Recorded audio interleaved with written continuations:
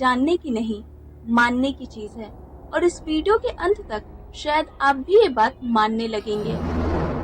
हमारे घर में या आसपास जब कोई इंसान अजीब हरकतें करने लगे, जैसे कि अकेले ही जोर जोर से चिल्लाना, किसी को देखे बिना बात करना या खुद को नुकसान पहुंचाना, तो अक्सर हम लोग डर जाते हैं और डॉक्टर के पास जाते हैं। और जब विज्ञान भी कोई जवाब नहीं दे पाता, तो एक ही रास्ता बचता है, भक्ति और आस्था का। और इसी आस्था का केंद्र है राजस्थान का मेहंदीपुर बालाजी मंदिर। मेहंदीपुर बालाजी मंदिर राजस्थान के दौसा जिले में दो पहाड़ियों के बीच स्थित है। इस मंदिर से जुड़े कई ऐसे तथ्य और चमत्कार हैं जो वैज्ञानिकों के लिए भी रहस्य बने हुए हैं।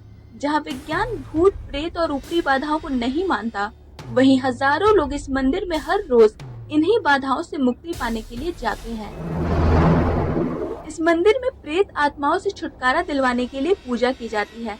यहाँ दूर दूर से ऐसे लोग आते हैं जो बुरी आत्माओं से पीड़ित होते हैं। ये लोग मंदिर में कदम रखते ही अजीब अजीब हरकतें करने लगते हैं। कुछ लोग जोर जोर से चिल्लाने लगते हैं, तो कुछ अलग अलग भाषाओं में बातें करते हैं और कुछ रोने लगते हैं। मंदिर का ये दृश्य दिल दहला देने वाला होता है। इसीलिए कहा जाता है कि कमजोर दिल वालों को मेहंदीपुर बालाजी मंदिर नहीं जाना चाहिए। दोस्तों, इस वीडियो में हम मेहंदीपुर बालाजी मंदिर के इतिहास से लेकर इस मंदिर के कई चौंकाने वाले नियम और रहस्यों के बारे में जानेंगे। और इस मंदिर का हर एक नियम आपको सोचने पर मजबूर कर देगा, इसीलिए वीडियो के अंत तक बने रहें। इस मंदिर में 3 प्रमुख देवताओं की पूजा होती है, श्री बालाजी महाराज, श्री प्रेतराज सरकार और श्री भैरव कोतवाल। इस मंदिर के इतिहास की बात करें तो इसका इतिहास 1008 साल पुराना है। इस मंदिर की स्थापना से पहले ये जगह घने जंगलों से घिरी हुई थी और यहाँ जंगली जानवरों का निवास था। बहुचर्चित कथा के अनुसार एक महंत को बार बार एक सपना आता था। उस सपने में 3 देवता श्री हनुमान यानी कि बालाजी, भैरव बाबा और प्रेतराज सरकार दिखाई देते थे। वे कहते थे, हम इसी जंगल में हमें खोजो, हमारी सेवा शुरू करो। जब ये सपना बार बार आने लगा तो उस संत ने इस जगह पर खुदाई करवाई, जिसके बाद वहाँ तीनों देवताओं की मूर्तियाँ निकली। और वो मूर्तियाँ किसी इंसान द्वारा बनाई गई नहीं थी, बल्कि खुद प्रकट हुई थी। इसीलिए इन्हें स्वयंभू प्रतिमाएं कहा जाता है। जिस संत को ये सपना आया, वही आगे चलकर महंत गणेशपुरी जी महाराज के नाम से जाने गए और वे इस मंदिर के पहले महंत और सेवक माने जाते हैं। अगर आप मेहंदीपुर बालाजी मंदिर जाने की सोच रहे हैं, तो वहां जाने के 1 हफ्ते पहले ही आपको तामसिक भोजन यानी कि प्याज, लहसुन, मांस, मदिरा, इन सब का त्याग कर देना होगा। और मंदिर से लौटने के बाद भी कम से कम 11 दिनों तक तामसिक भोजन का सेवन नहीं करना चाहिए। मंदिर में काले रंग के कपड़े पहनकर ना जाएं और चमड़े से बनी चीजों का प्रयोग भी ना करें। मेहंदीपुर बालाजी मंदिर परिसर में पानी पीना वर्जित माना जाता है।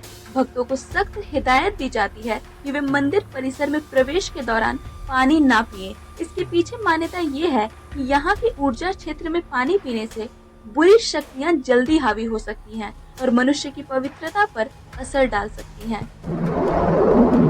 मेहंदीपुर बालाजी मंदिर में मिलने वाले प्रसाद को बांटना, खाना या घर ले जाना वर्जित माना जाता है। कहा जाता है कि यहाँ का प्रसाद खाने या उसे घर ले जाने से व्यक्ति के साथ नेगेटिव एनर्जीज भी घर चली जाती हैं, जिनसे पीछा छुड़ाना बहुत ज्यादा मुश्किल होता है। इतना ही नहीं, इस मंदिर में प्रसाद फेंकने के लिए भी एक खास जगह बनाई गई है। वहाँ लोगों को प्रसाद फेंक कर बिना पीछे देखे आगे की ओर बढ़ना होता है।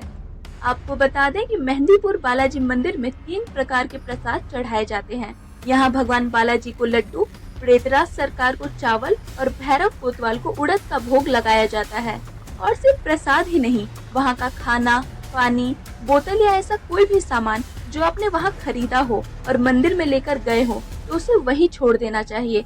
वापस घर लेकर नहीं आना चाहिए। हर रोज दोपहर करीब 2 बजे प्रेतराज सरकार के दरबार में एक विशेष कीर्तन की प्रक्रिया होती है। इस दौरान वहाँ मौजूद पीड़ित लोग, जिन पर कोई भूत प्रेत या बाधा होती है, खुद को पत्थरों से दबाते हैं या जमीन पर लेटकर अजीब हरकतें करते हैं। कुछ लोग जोर से चिल्लाते हैं, कांपते हैं या सिर झटकते हैं, मानो कोई शक्ति उनके अंदर से निकल रही हो। और ये सब प्रक्रिया ऊपरी बाधा से मुक्ति के लिए मानी जाती है। इस मंदिर में आए पीड़ित लोगों को देखकर हंसना भी नहीं चाहिए, क्योंकि अगर आप इन्हें देखकर हंस देते हैं तो आप जाने अनजाने में ही सही अपने जीवन में अनचाही मुसीबतों को न्योता दे देते हैं। इस मंदिर में पूजा तांत्रिक विधि से होती है, लेकिन यहाँ किसी भी तरह की कोई बलि नहीं दी जाती। जी हाँ, आपने सही सुना, इस मंदिर में किसी भी तरह की कोई बलि प्रथा नहीं है। यहाँ केवल मंत्र, प्रसाद और विशेष पूजा विधियों से प्रेत बाधा दूर की जाती है। मेहंदीपुर बालाजी मंदिर में दान पात्र या चढ़ावे का कोई प्रचलन नहीं है, जैसा कि दूसरे मंदिरों में होता है, क्योंकि ये मंदिर एक उपचार केंद्र की तरह चलता है, जिसका मकसद प्रेत बाधा से मुक्ति दिलाना है, न कि पैसे इकट्ठा करना। कहा जाता है कि बालाजी महाराज की बाईं छाती पर एक छोटा सा छेद है, जिससे लगातार जल प्रवाहित होता रहता है। मान्यता है कि ये जल प्रेत बाधा, नकारात्मक ऊर्जा और मानसिक संकट को दूर करता है। इस जल का उपयोग विशेष पूजा और झाड़ फूक की प्रक्रिया में किया जाता है। हालांकि ये पूरी बात स्थानीय आस्था और अनुभवों पर आधारित है, इसका कोई वैज्ञानिक प्रमाण मौजूद नहीं है। कहा जाता है कि मेहंदीपुर बालाजी मंदिर में अगर कोई आपको पीछे से आवाज दे तो भूल कर भी मुड़कर नहीं देखना चाहिए। कहा जाता है कि ये आवाजें वहाँ मौजूद नेगेटिव एनर्जीज की होती हैं, और अगर आप पीछे मुड़कर देख लेते हैं तो वो नकारात्मक शक्ति आपके पीछे लग सकती है।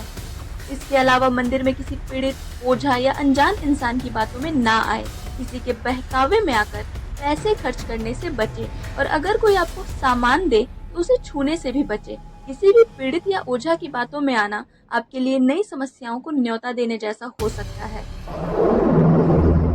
बालाजी के दर्शन के बाद मंदिर परिसर के भीतर स्थित भगवान श्री राम और माता सीता के दर्शन भी अवश्य करें। ये मूर्ति बालाजी मंदिर के ही एक कोने में प्रेतराज सरकार की मूर्ति के पास स्थित है, और भगवान राम और सीता के दर्शन के बाद बिना पीछे देखे मंदिर से बाहर निकल जाएं।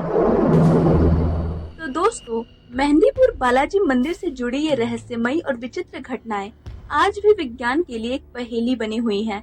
कहते हैं जो भी यहाँ आता है वो खाली हाथ नहीं लौटता, या तो अपने दुखों से मुक्त होकर जाता है, या फिर किसी अनदेखे अनचाहे अनुभव को साथ लेकर। आप क्या मानते हैं? क्या सच में इस दुनिया के पार कोई दुनिया है, या ये सब सिर्फ इंसानी दिमाग की कल्पना है? अपनी राय कमेंट में जरूर बताइएगा। और हाँ, अगर आपने भी कभी कुछ ऐसा महसूस किया हो तो वो अनुभव भी जरूर शेयर करें।